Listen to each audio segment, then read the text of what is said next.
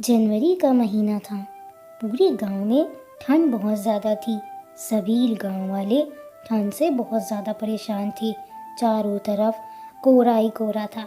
सूरज तो निकलना ही मुश्किल हो गया था। अब धूप ना निकलने की वजह से चारों तरफ कोहरा ही कोहरा था। सारे गांव वाले अपने अपने घरों में आग लेकर बैठे रहते थे। कोई भी घर से बाहर निकलने का नाम नहीं लेता था। अरे सीमा, ठंड बहुत है। मेरे पति तो काम पर भी नहीं जा रहे हैं। खर्चे के पैसे भी नहीं बचे हैं। पता नहीं इस साल इतनी ठंड क्यों पड़ रही है। मुझे तो बहुत ज़्यादा ठंड लगती है। ऐसे ही सभी गांव वाले ठंड की वजह से बहुत परेशान थे। लोग अपने घरों से निकलना भूल गए थे। सभी गांव वाले आग लेकर अपने घरों के पास बैठे रहते थे। गांव के ज़्यादातर लोग किसान थे। बूढ़े लोग किसान थे। बहुत ठंड होने के कारण किसान भी अपना काम नहीं कर पा रहे थे। सब लोग सुबह उठते ही डरते थे क्योंकि कोहरा बहुत होता था। गांव के चौराहे पर एक चाय की दुकान थी जहां पर शाम के वक्त सभी गांव वाले इकट्ठा होते थे और अपने फसल की बातें और सर्दी की बातें किया करते थे। अरे भाई विनोद, इस साल फसल तो उगेगी ही नहीं। इतनी ज़्यादा ठंड पड़ रही है, ना धूप है ना बारिश।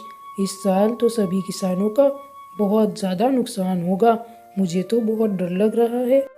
गांव के किनारे पर एक छोटा सा घर था जहां राम अपनी माँ के साथ रहता था।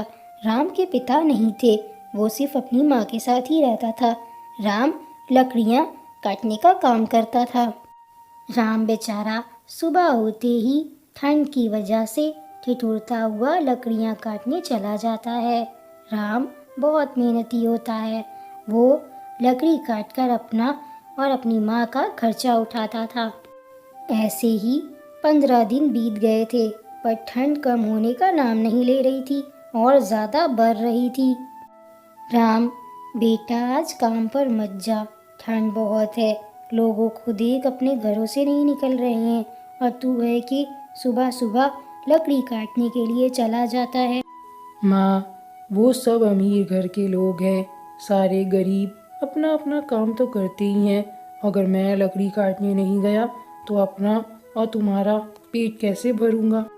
बेटा, उसकी चिंता तू मत कर। आज जैसे तैसे घर का खर्चा चला लेंगे। आज तू काम पर मत जा, बहुत ज़्यादा ठंड है।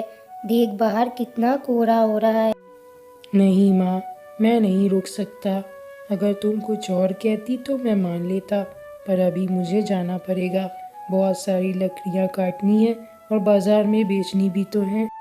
उस दिन राम की माँ ने उसको बहुत मना किया कि लकड़ियाँ काटने मत जाओ, पर राम ने उनकी एक नहीं सुनी और वो लकड़ी काटने के लिए चला गया। ठंड बहुत ज़्यादा थी, इसलिए राम के पैर भी धीरे धीरे ही चल रहे थे। राम जब लकड़ियाँ काट रहा था तो बहुत सारी लकड़ियाँ काटने के बाद राम के हाथ जम गए थे। वो अब लकड़ी नहीं काट पा रहा था, इसलिए राम थका हुआ एक किनारे खड़ा हो जाता है। माँ मुझसे आज मना कर रही थी कि लकड़ियाँ काटने मत जाओ, ठंड बहुत है, और मैंने उसकी बात नहीं मानी।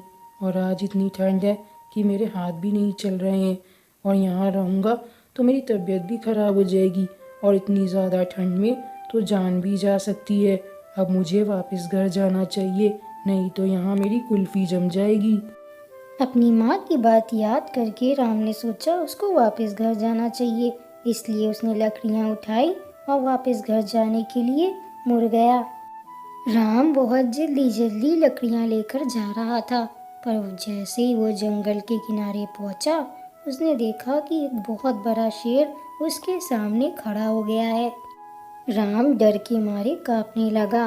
राम को इतना ज़्यादा डर लग रहा था कि उसके पैर भी नहीं चल रहे थे। वो बस शेर की तरफ देखे जा रहा था। पर जैसे तैसे राम ने हिम्मत जुटाई और लकड़ियाँ उठाई, पर अब भी राम के पैर नहीं चल रहे थे। वो अब भी बहुत ज़्यादा डर रहा था। राम हिम्मत करके अपने गांव पहुंच गया और लकड़ियां लेकर बैठ गया। सारे गांव वालों की भीड़ लगने लगी और सभी उससे लकड़ियां लेने आ गए। उस दिन राम का अच्छा मुनाफा हुआ था। अरे राम भैया, मुझे कुछ लकड़ियाँ दे दो, ठंड बहुत है, घर में आग जलानी है, बहुत ज़्यादा ठंड हो रही है, मेरे बच्चे तो बीमार हुए जा रहे हैं, इतनी ठंड तो कई सालों के बाद पड़ी है अब। उस दिन राम ने बहुत अच्छे पैसे कमा लिए थे और लकड़ियाँ बेचकर वो अपने घर की तरफ निकल गया। राम आज खुश भी था और डरा हुआ भी था, क्योंकि ऐसा राम के साथ पहली बार हुआ था। उसने कभी शेर को नहीं देखा था। बेटा राम, तू आ गया। मैं कब से तेरा इंतज़ार कर रही थी। आज मैंने तेरे लिए बहुत अच्छा खाना बनाया है, पर अब मुझसे ठंड में ज़्यादा काम नहीं होता है। क्यों ना तू शादी कर ले, ताकि मुझे भी आराम मिले और जो तेरी चिंता होती है वो मुझे ना हो। तेरी पत्नी आ जाएगी तो वो तेरी चिंता करेगी, शायद तू उसकी बात भी मानने लगे। राम ने उसके साथ जो हुआ था वो उसने अपनी माँ को बताया। ये सब सुन के उसकी माँ बहुत डर गई और राम भी बहुत डरा हुआ था। इसलिए राम अपनी माँ से कहने लगा, माँ, जब शेर मेरे सामने आया था तो मैंने सोचा कि आज मेरी ज़िंदगी का आखिरी दिन है, पर मैंने फिर सोचा कि मेरे बाद मेरी माँ का क्या होगा। तब मुझ में हिम्मत आई। बेटा, मैं तो तुझे पहले ही मना कर रही थी कि आज कहीं मत जा, पर तूने मेरी बात ही नहीं मानी और जिद करके काम पर चला गया। अब देखा कि क्या हुआ तेरे साथ। हाँ माँ, मैंने तेरी आज बात नहीं मानी। मेरा इतने बड़े डर से सामना हो गया। अगर मैं आज ज़िंदा हूँ तो बस तेरी वजह से, क्योंकि तू मेरे लिए हर वक्त प्रार्थना करती है और मैं तेरे लिए सब कुछ करूँगा जो तू चाहती है। ऐसे ही कुछ दिन बीत जाते हैं, पर ठंड अब भी नहीं कम हुई थी। ठंड वैसे ही पड़ रही थी, पर अब राम की शादी हो गई थी। राम की माँ ने एक बहुत ही अच्छी लड़की से राम की शादी करवा दी थी, जिसकी वजह से अब राम की माँ बेफिक्र हो गई थी। माँ, अब तो तुम खुश हो ना कि मैंने तुम्हारी पसंद से शादी कर ली। अब तो तुम्हें मेरी फिक्र नहीं होती होगी कि अब मैं कितनी रात में आऊँ या देर से घर आऊँ। अरे बेटा, मुझे तेरी फिक्र तो ज़िंदगी भर रहेगी, चाहे तेरी शादी हो जाए या तेरे बच्चे हो जाए। तेरी शादी हो गई तो क्या हुआ, पर मुझे तेरी फिक्र तो अब भी है। तू मेरा बेटा है, मेरी फिक्र तेरे लिए कभी ख़त्म नहीं होगी। मैं तो बस बहाने बनाती थी कि तू मेरी पसंद से शादी कर ले। अब तू शादी कर लिया है तो मैं खुश हूँ तेरे लिए। पर राम वैसे ही काम करने लगा था। राम की जिंदगी में कभी आराम नहीं थी। वो सुबह सुबह लकड़ियाँ काटने ज़रूर जाता था। ठंड सिर्फ अमीरों के लिए अच्छी होती है, गरीबों और किसानों के लिए ठंड तो बहुत ही भयानक मौसम होता है, जिसकी वजह से कई गरीबों की जान भी जाती है। अब राम और उसका परिवार तो खुश था, पर ऐसे कई लोग हैं जो गरीब हैं, जिनके पास ठंड में गर्म कपड़े भी नहीं है। हमें उन लोगों की मदद करनी चाहिए।